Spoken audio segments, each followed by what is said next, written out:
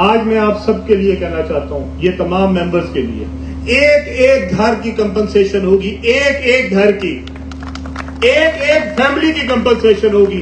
आज मैं 1 अरब रुपए के पैकेज का ऐलान कर रहा हूं। 1 अरब रुपए का पैकेज होगा, और अगर किसी को यह महसूस हुआ उसके बाद कि कोई कमी रह गई है, उसकी किसी एक चीज की भी कमी रह गई है, वो फिर हमें बताए, हम फिर लेके आएंगे उसके लिए और पैकेज भी देंगे।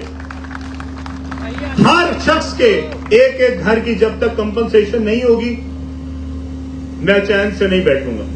मैं आज सीओ साहब को, नईम साहब आपको, शुएब साहब आपको, जितनी हमारे टीम यहां पे बैठी हुई है, हमारे रियल एस्टेट पार्टनर्स को, सबको कहना चाहता हूं कि आपने इस बात को यकीनी बनाना है कि हमारे जितने लोग हैं उनकी भरपूर तरीके से कंपनसेशन हो।